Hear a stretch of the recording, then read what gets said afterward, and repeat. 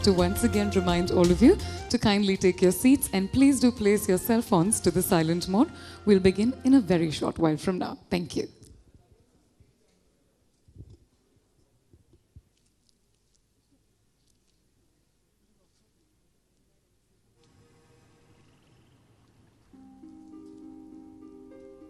We'd like to acknowledge the presence of our guest of honor, Sri Anna Hazare. It is a pleasure and an honor to have you here amidst, sir. Thank you so much for being here and making this occasion all the more special.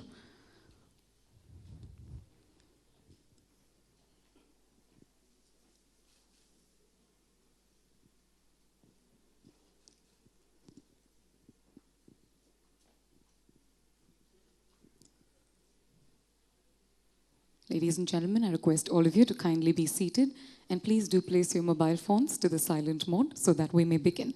Thank you.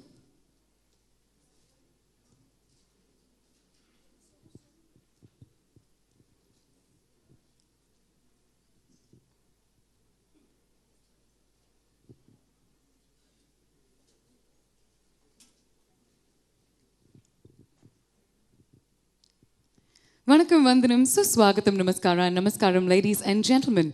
My name is Bhavna Balakrishnan. It is a pleasure and an honor to be your host this morning. On behalf of Airtel, Shastra University and the New Indian Express, I'd like to welcome each and every one of you to the second edition of the ThinkEDU Conclave 2014. The New Indian Express believes that education is the key instrument to national human resource development and that as an intelligent society, we must create a holistic and high-quality education system for our children and youth. The New Indian Express ThinkEDU Conclave provides a platform for the key stakeholders of the sector and engages them in meaningful dialogue on the issues that plague the system and the steps that can be taken to resolve them. The first edition of the conference was held in Chennai in February 2013. It saw 65 speakers discussing and debating the key aspects of India's education system over 2 days. Amongst the speakers were the former President Dr. APJ Abdul Kalam, 4 union ministers, 4 chief ministers, educationists, thinkers, historians, and some of India's most important political and corporate leaders. Simply put, ladies and gentlemen, we're back with a bang this year. As they say, all good things should start off on a good and positive note. And we'd like to begin this morning's proceedings with the lighting of the Kuthavilakku. May I request our Chairman and Managing Director, Mr. Manoj Kumar Santhalia, and our Editorial Director, Mr. Prabhuchawla, to escort our guest of honor, Sri Anna Hazare, the man who has dedicated his entire life for the betterment of the society and its people, to proceed forward and light the lamp. We also have here with us Ms. Kiran Bedi, social activist, former IPS officer, and of course an inspiration to many. We'd also like to welcome her and request her to proceed to the lamp lighting ceremony.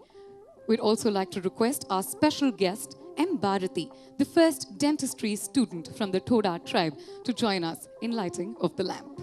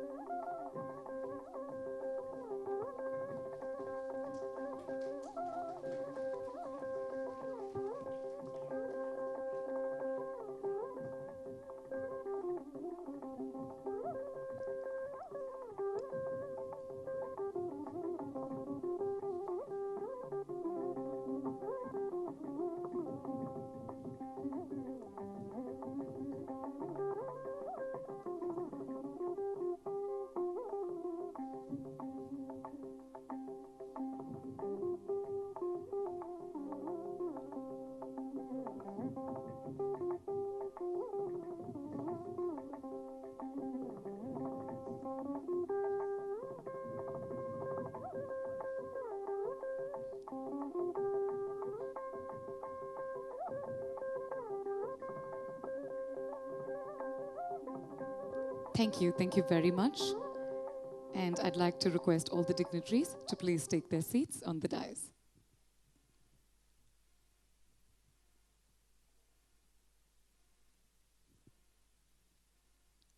Moving forward, I'd like to request Mr. Prabhuchawla to please step forward and render his welcome address.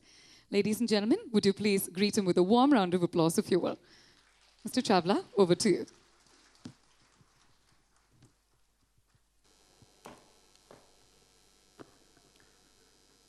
Vanakkam. Good morning, ladies and gentlemen. Welcome to the second edition of ThinkEDU, the education conclave of the New Indianist Group. Once again, we are gathered to listen to the people at the front line of India's fastest growing sector, academicians, researchers, entrepreneurs, politicians, and other decision makers. We are lucky this morning that we have got one of the greatest Indians of these times, Mr. Hazare, among us to inaugurate the session. Let's give a big hand to him once again.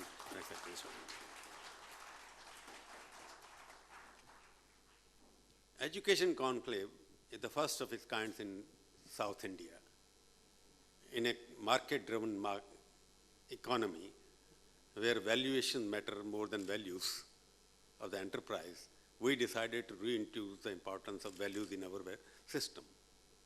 At the Indian Express, we decided to have an education conference which focuses only on schooling for India tomorrow.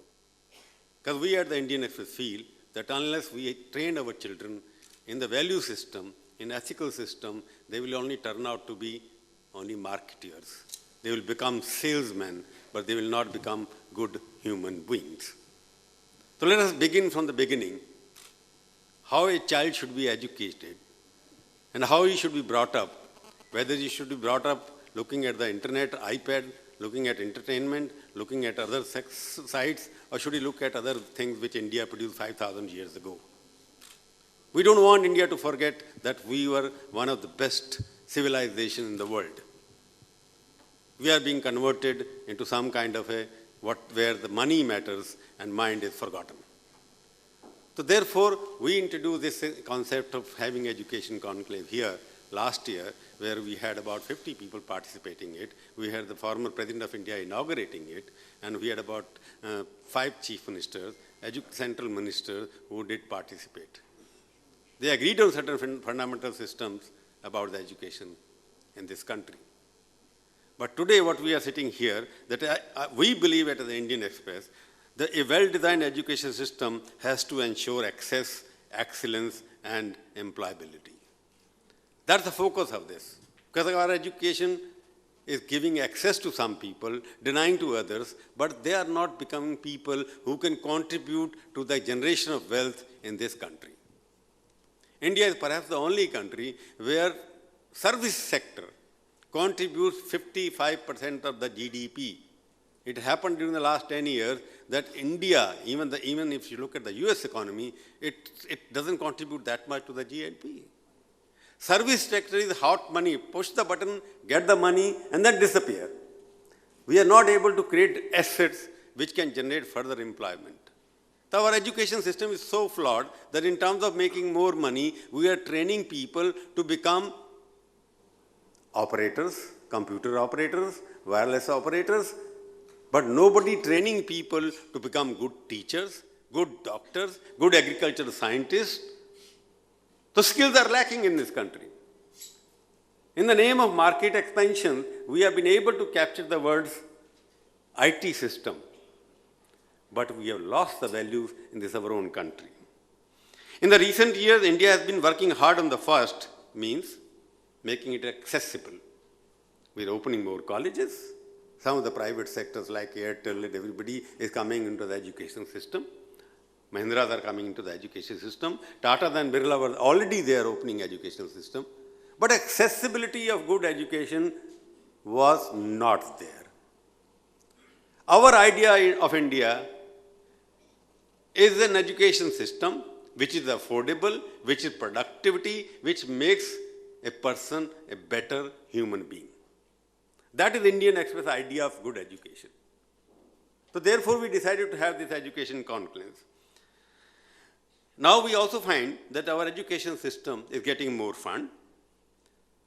For disadvantaged groups also, people are looking out various schools opening for disadvantaged people. Blind schools, schools for blinds are coming up. People are spending more money there. Improved governance structures and made fresh to strengthen institutions. We are the best elitist institutions. We have got the best IITs. We have got the best IEMs. We have got the best AIMs which produce colleges. But are they enough to manage 1.2 billion people of this country? No. People are being denied good education. Even post-RTE, right to education, gross enrollment ratio has gone up across schools, as has the number of people pursuing higher education. But are they producing something which is good for India's future? But our spending reach is not enough. This is our feeling, that you go open more schools, you open more colleges, but is enough? No. Student excellence and employability are still not within our reach. Yes, we have many schools, colleges, and other institutions of learning that are staffed by dedicated and talented teachers and offer very good education, but sadly, these are few and far between. We may have produced Amartya Sen. We may have produced many people who are there. We may have produced even Dr. Manmohan Singh. We may have produced various people who are running institutions abroad. But they are not running good institutions in India. So this brain drain which happened 20 years ago, we have to reverse that. It can be reversed only when we can give them better educational infrastructure which they get when they are working abroad. If our students have to compete on a global platform, we have to equip them for the battle. That is our mission. That Indians are wanted to connect the world. India connects the world, like Airtel is connecting the people or whatever, they connect the people. I am talking about how can India connect the world through the mind connectivity. 10 years ago, Dr. Manmohan Singh was invited to every high table of the World Economic Forums. Now we are not invited.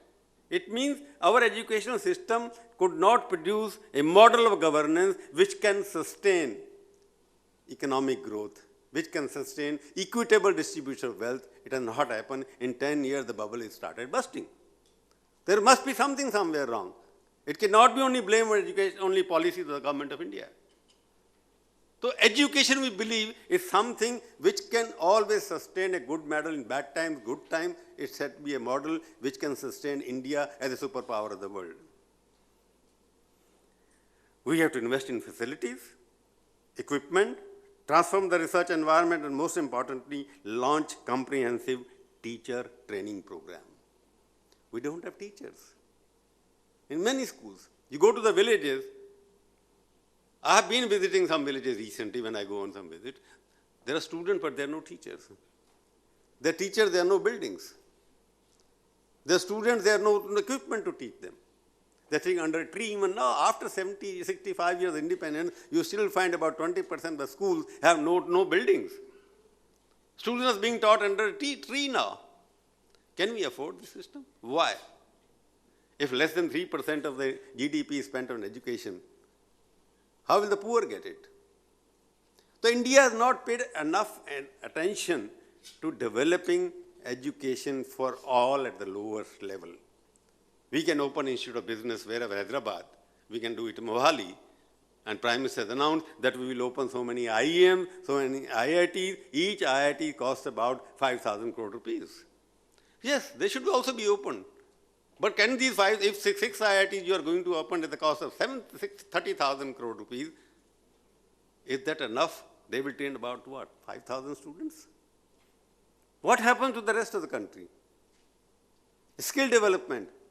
3-4 years ago, there was a decision that all the ITIs will be adopted by the corporate sectors. Training institute, they are in the district level. They started in Jharkhand early in 1978. All the corporates who met with the Prime Minister, they promised that they would adopt ITIs. Even 5 years later, I don't see more than 100 ITIs being adopted by corporate groups. Because there is a skill development there. People are not being encouraged to invest in education because education is treated like third-rate subject. No concessions are given. Schools cannot spend money on the education system. It is not being treated even as an industry. Investment in education is not given any tax exemptions. So people don't want to invest. Even the education policy is being decided, admission policy is decided by the government. I have never seen a country where which student will be admitted in a primary school will be decided by the government of the day. So how can you open good schools there? But the question is, if you have to invest, I have to say that I cannot stress enough on the need to look at the teacher education in a holistic manner and opening of the infrastructure in a single continuum. Covering school to university, that is our mission. Education policy must start from the primary level to the secondary level. We are spending more money on the higher education, ignoring the bottom of the pyramid. A good child, good education will become a good citizen, good leader. But we are trying to create good leaders at the top without giving the bottom ethical education. I realize that the government cannot do everything to achieve all this on its own, but that is where the private sector come in. Some of the private sectors that people are sitting here. Public-private partnerships are the need of the day. I am talking about PPP model only in which profit is not the motive. People are now speaking that PPP model also needs revision. For example, toll on the road, a lot of protesters